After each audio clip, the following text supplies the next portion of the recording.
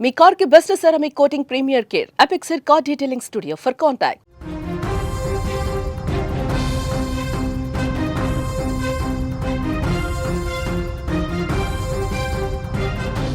బంధాలు బంధుత్వానికే మచ్చ తెచ్చే దారుణ ఘటన సత్యసాయి జిల్లాలో చోటు చేసుకుంది. వైద్యానికి డబ్బులు ఇవ్వలేదు అన్న కోపంతో కక్షతో కన్నవాళ్లకు కడుపు కోత మిగిల్చాడు ఓ కిరాతకుడు. 4 ఏళ్ల మేనల్లుణ్ణి కిడ్నాప్ చేసి కిరాతకంగా చంపేశాడు. ఈ విషాదకర ఘటన ఎన్పీ కుంట మండలం గౌకనపేటలో జరిగింది. శ్రీ సత్యసాయి జిల్లా గౌకనపేటకు చెందిన గంగాధర్ కుమారుడు హర్షవర్ధన్ బుధవారం ఉదయం కనిపించకుండా పోయాడు, అదృశ్యమైపోయాడు. ఆందోళన చెందిన తల్లిదండ్రులు అదే రోజు ఈవినింగ్ పోలీసులు కంప్లైంట్ ఇచ్చారండి.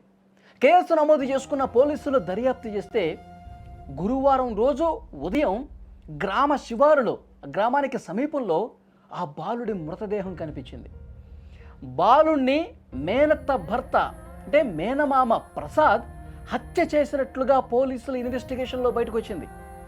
నిందితుడు ప్రసాద్ కుమారుడు క్యాన్సర్తో బాధపడతా ఉన్నాడు. ఈ చంపినాన ఉన్నాడు కదా మేనమామ, అతని కొడుకు క్యాన్సర్తో బాధపడతా ఉన్నాడంట. ఆయన కుమారుడికి వైద్య ఖర్చుల కోసం బామర్ది గంగాధర్ని డబ్బులు అడిగాడు. ఇట్లా చికిత్సకి డబ్బులు కావాలి, డబ్బులుంటే ఏమన్నా అరేంజ్ చేయి, నేను ఆసుపత్రికి వెళ్ళి అబ్బాయిని చూయించుకోవాలి అని చెప్పేసి అడిగాడు. అతను నా దగ్గర లేవు కదా బావా అని చెప్పి అతను చెప్పాడు, ఉన్న విషయం చెప్పాడు, డబ్బులు లేవని. ఇవ్వలేదన్న కోపంతో కోపం పెంచుకున్నాడు, కక్ష పెంచుకున్నాడు. గంగాధర్ని ఏదో రకంగా ఇబ్బంది పెట్టాలని చెప్పి ఫిక్స్ అయిపోయాడు.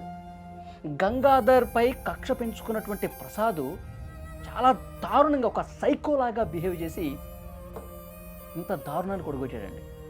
గంగాధర్ మీద కక్ష పెంచుకున్నటువంటి ప్రసాద్ గంగాధర్ కుమారుణ్ణి చాలా దుర్మార్గంగా చంపేసినటువంటి పరిస్థితి. అంటే కక్ష పెంచుకుంటే, కోపం పెంచుకుంటే ఈ విధంగా కుమారుణ్ణి చంపేస్తాడా, మేనల్లుణ్ణి చంపేస్తాడా?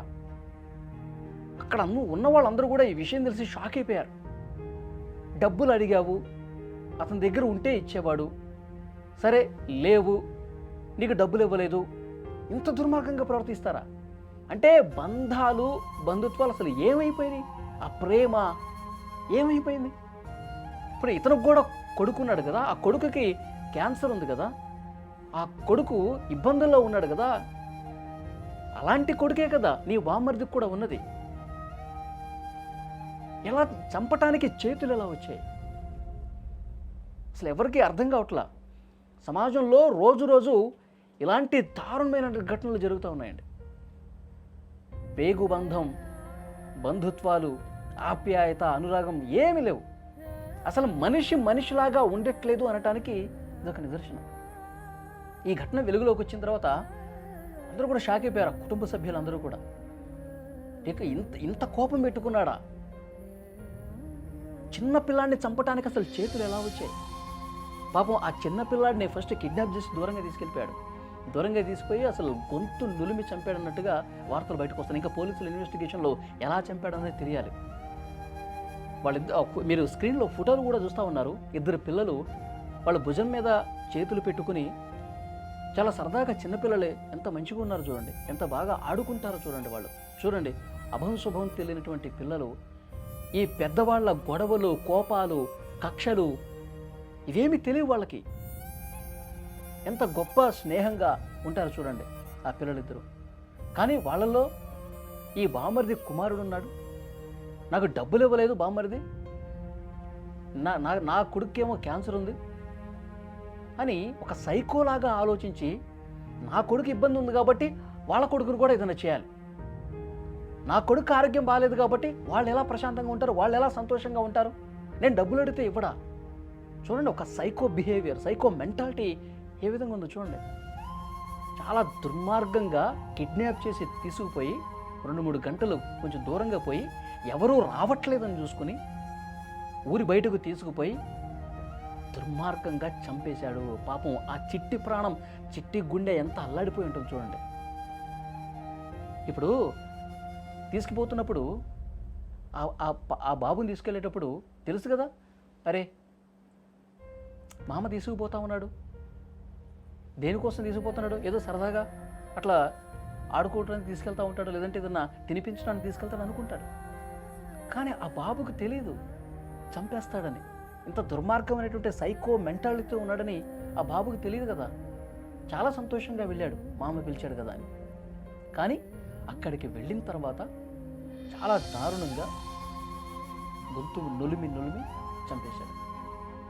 కానీ ఆ చిన్న ప్రాణం ఎంత విలువలాడిపోయి ఉంటుంది. ఈ విషయం తెలిసిన వెంటనే గుండెలు బాదుకుంటూ ఆ తల్లిదండ్రులు, కుటుంబ సభ్యులు రోధిస్తూ ఉన్నారు. మన బంధువే ఇంత దుర్మార్గమైనటువంటి ఆలోచన చేశాడా, ఈ విధంగా చంపేశాడు ఆ పిల్లోడిని అని చెప్పి వాళ్ళు ఈ కూలబడిపోయి రోధిస్తూ ఉన్నారు. చాలా బాధాకరమైన విషయం. నిజంగా ఇలాంటి మనుషులను ఏం చేయాలి చెప్పండి? ఇలాంటి సైకో మెంటాలిటీ, ఒక క్రిమినల్ మెంటాలిటీ ఉన్నటువంటి ఇలాంటి వ్యక్తులను ఏం చేయాలి చెప్పండి? కేవలం డబ్బులు ఇవ్వలేదన్న కారణంతో ఈ విధంగా చిన్నపిల్లల్ని చంపేస్తారా? అసలు వీళ్ళ గురించి, వీళ్ళ మైండ్ సెట్ గురించి, వీళ్ళకి ఎలాంటి శిక్ష పడాలి?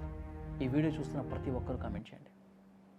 వాళ్ళు తండ్రి తల్లి ఇద్దరు చెప్తున్నది ప్రకారం, అదేవిధంగా అంగన్వాడీ స్కూల్లో వాళ్ళ అబ్బాయి ఎక్కడ అంగన్వాడీ స్కూల్ వెళ్తున్నారో అంగన్వాడీ స్కూల్లో ఎంక్వైరీ చేయడం అనేది జరిగింది. దాంట్లో ప్రసాద్ అనే వ్యక్తి గత 2 నెలలుగా కూడా అబ్బాయిని ఫాలో చేస్తున్నట్టు, అంటే కంటిన్యూస్గా వెళ్ళి కలవడము. అంటే దాంట్లో ఈ వ్యక్తి ఎవరు, ప్రసాద్, మన ఎవరిని సస్పెక్ట్ చేస్తున్నాం వాళ్ళు మూర్తిపల్లి కదిరి టౌన్ చెందిన వ్యక్తి. వాళ్ళు రెగ్యులర్గా ఈ గరికిపల్లికి వెళ్ళడము, అక్కడే టైం స్పెండ్ చేయడం అనేది మనకు జరుగుతుంది.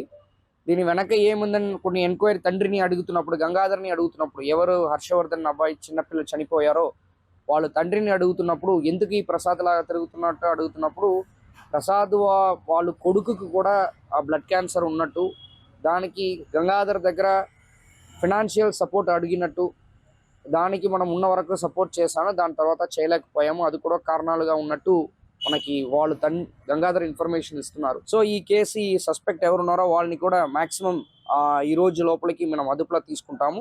ఇట్లా బడిలో నుంచి పిలిచికొచ్చి సేనగాడి పిలిచేవి 2-3 సార్లు తిప్పినాడంట. మళ్ళా పోతానమ్మ చెప్పేసి పోయినాడంట సార్.